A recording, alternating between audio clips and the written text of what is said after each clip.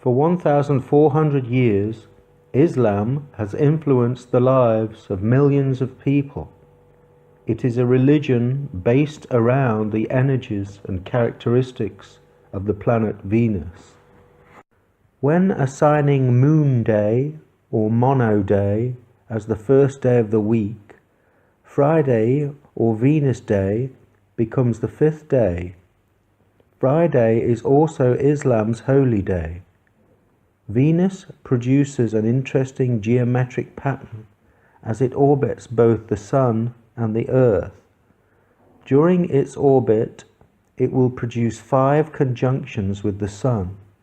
This is one of the reasons why the number 5 has been associated with Venus for thousands of years. When we look at the 2 signs of the zodiac ruled by Venus, Taurus and Libra, we discover that they make up the 2nd and 7th houses, 2 and 7, or 7 and 2. This is interesting because each angle of a pentagram is 72 degrees. The same number of virgins waiting for those good Muslims who finally make their way into paradise. With the glyph for Venus being a circle over a cross, it reflects the conscious mind's dilemma of balancing what part of the physical realm it chooses to focus on. This is essentially a metaphysical reflection of Libra and Taurus. Muslims pray 5 times a day and follow the 5 pillars of Islam. Their first pre-dawn prayer meeting, known as the Fajr, takes place when Venus appears on the horizon at Mecca in Saudi Arabia. Positive characteristics of Venus energy are all the pleasurable aspects of love and liking, whereas the inversion of this positive energy gives rise to the negative and undesirable side of Venus. This could be the true basis behind the personified character known as Lucifer.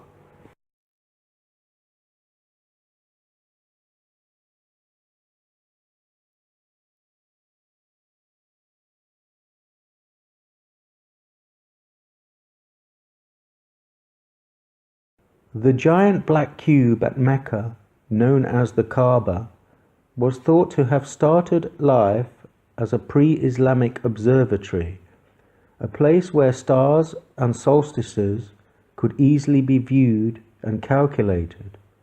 In Islamic tradition, the Kaaba was believed to have been built by Abraham at a time when pagan religious practices were conducted at its altar. A metaphysical explanation for the black cube as a temple can be found when considering that the black cube is not a natural phenomenon. It is not something which is commonly found throughout nature. Consequently, it is a shape which reflects those artificial and machine-like qualities associated with the archons. Therefore, it is possible that the Kaaba's initial pre-Islamic role was as an altar to the demiurge and his archonic creations. Muhammad ibn was born in Mecca in 570 AD. His father, Abdullah ibn, was a member of the Banu Hashim clan, but tragically died a few months before Muhammad was born. When Muhammad was 6, his mother, Amina, on a trip to Medina also died, leaving him in the care of his grandfather, who would also die only 2 years later. He eventually found himself under the care of his uncle Abu Talib, who would become his protector as well as a great influence on him throughout his life. When Muhammad became a young adult, he began working as a simple shepherd, but later he accompanied his uncle on merchant caravan excursions to Syria and other cities around the Middle East. His time as a merchant was successful, due to his good and trustworthy reputation, which he had developed along the way.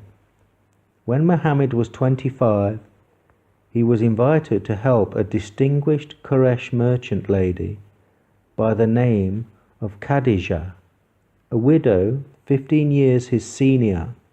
They eventually fell in love and were married. Living in and around Mecca, Muhammad would occasionally go up to the rocky hills on the outskirts of the town to relax and meditate. One night he had a profound vision, a revelation in which the one true God revealed himself to Muhammad. Over the next few years, Muhammad withdrew from his life as a merchant and spent more time contemplating in the caves outside Mecca. Muslims believe that Muhammad was the final messenger of God, who, from 610 AD, received direct verbal revelations from the Almighty. All these revelations were eventually compiled in the Muslims' holy book, the Quran, together with the Hadith, which was a comprehensive record of Muhammad's words and actions, a compilation of texts which is second only to the Quran. If we look at the time Muhammad was born, 570 AD, as a segment of time within the Piscean epoch, we find not only was that year in Leo the lion, ruled by the sun, on the outer wheel, but also that Muhammad dies and becomes King of Kings to the Muslims in Leo on the inner wheel. This is a double Leo in the expansive age or epoch of Jupiter, highlighting such a significant time within the zodiacal time frame. As Muhammad's revelations increased, together with the number of followers, the Quraysh tribe, who were ruling Mecca, saw Muhammad's teachings as a threat to their traditional way of life and their well-established trading arrangements. At that time, the Kaaba was a polytheistic pagan religious focal point for various tribes to congregate and pay homage to their gods. The Quraysh saw Muhammad's monotheistic one-God approach as a destabilizing ideology which could undermine their business interests. As a consequence, the leaders of the Quraysh began to apply pressure on Muhammad in an attempt to bring him back in line. They placed a complete ban on the city undertaking any form of trade with Muhammad, including preventing him and his followers from buying food. When this failed, they escalated into violence, killing a number of those followers who were vulnerable. By 622, the situation in Mecca had become too dangerous for Muhammad and his followers. Consequently, they abandoned their home and city of birth to begin a new life in the northern town of Yathrib. Yathrib at that time was an oasis town of belligerent pagan and Jewish tribes. With a reputation for fairness and trustworthiness, Muhammad was asked by the various tribes to help them with their internal squabbles by acting as a mediator. With nothing to lose, he was glad to help, which gave him the opportunity to make his mark in the city. The result of Muhammad's involvement led to the creation of the Constitution of Medina, a contract between Muslims, Jews and non-Muslims concerning their relationship with one another. It was the first constitution of its kind in the region, promoting respect for the lives, the property and the places of worship for all involved. It regulated the rights and obligations between all the city's descendants of Abraham. With a new constitution, the city of Yathrib became a more peaceful place, attracting trade and improving the lives of its citizens. At this point, Muhammad received a new revelation, telling him to fight back against his enemies.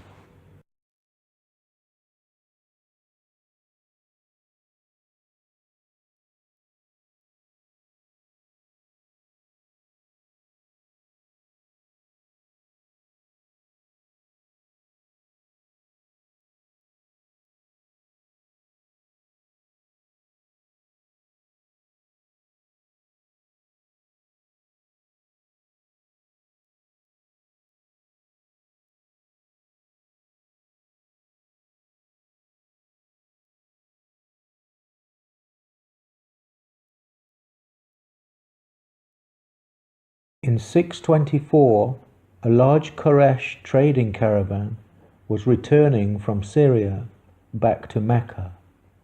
Muhammad and the Muslims decided they would up their game by capturing the caravan in the desert. Anticipating this, the Quraysh diverted the caravan and sent a small army into Yathrib to attack the Muslims.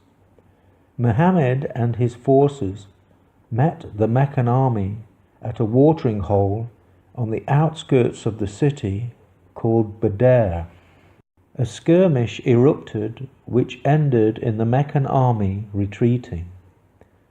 Once the news of this victory spread, Muhammad and the Muslims' credibility and status grew in the minds of the common Arabs.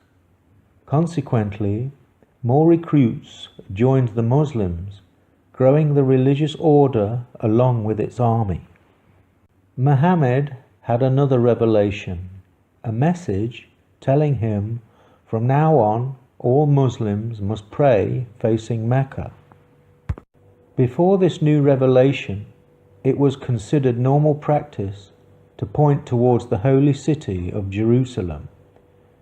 When the Muslims began facing towards Mecca, it was seen by the Jews as an insult to their tradition, which antagonized and offended many traditional Jewish tribal leaders. It also symbolized the progressive deterioration of Jewish-Muslim relations. Furthermore, just as they had done with Jesus 600 years before, the Jews also rejected Muhammad's divine connection and would not accept him as an apostle of God.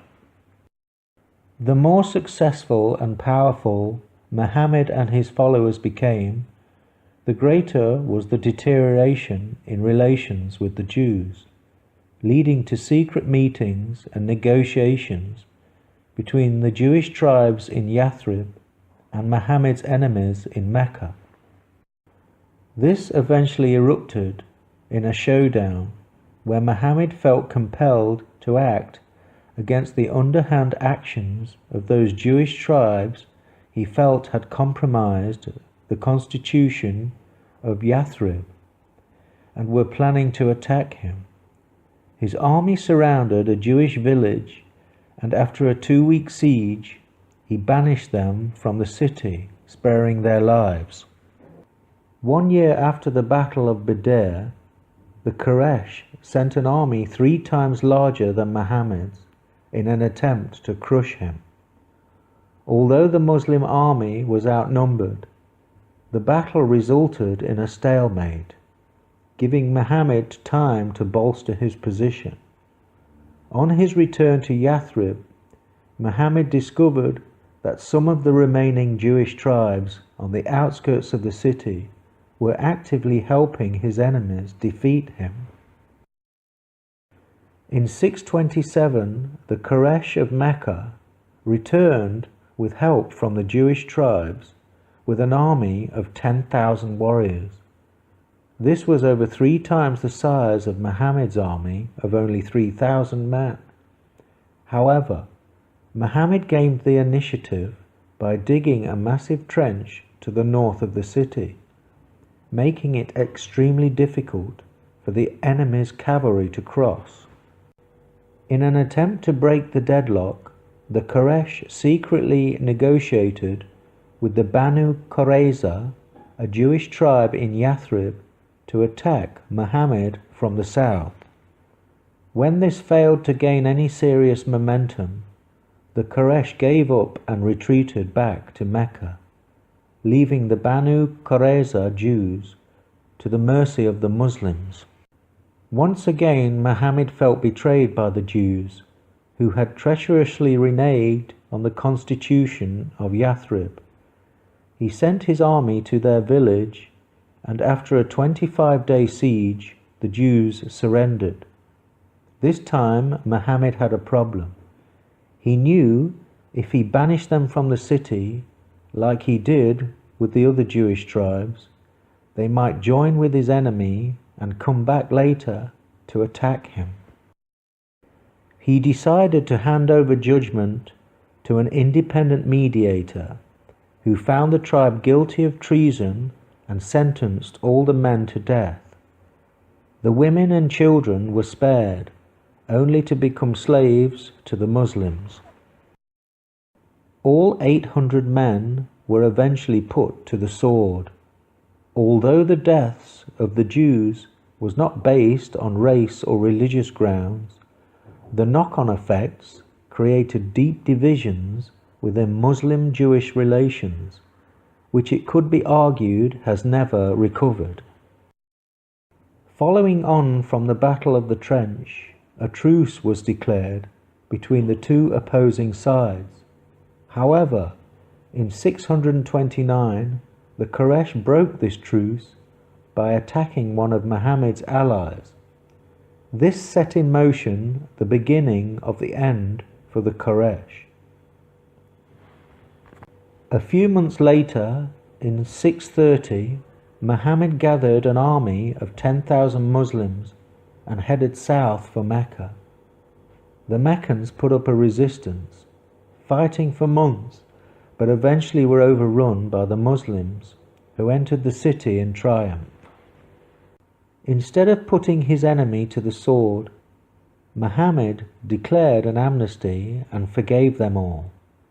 When the city was safe, he made his way to the Kaaba, walked around it 7 times before removing all 360 idols, which represented various pagan gods, leaving only the black stone, which is still there to this day. At this point, he declared that there is only one true God, Allah. In the ancient pagan world of star worship, many idols represented planets, stars, and constellations. It is an interesting coincidence that there were 360 idols in the Kaaba, the same number of degrees as the zodiac. And the act of circulating the Kaaba 7 times before removing the idols could have some metaphysical significance to the 7 planets of the ancient world, or the 7th Sephirot in the Kabbalah's tree of life, the Sephirot of victory, ruled by Venus. By 631, the last pagan stronghold fell to the Muslims, giving them complete rule over all of Arabia. The only stone left in the Kaaba was the meteorite, which could have fallen to Earth as Venus moved into its new orbit around the time of Abraham. From the early days of Islam to now, the Kaaba is the focal point of the Muslim religion, just as the glyph for Venus is the circle of focal consciousness over the cross of the physical material realm.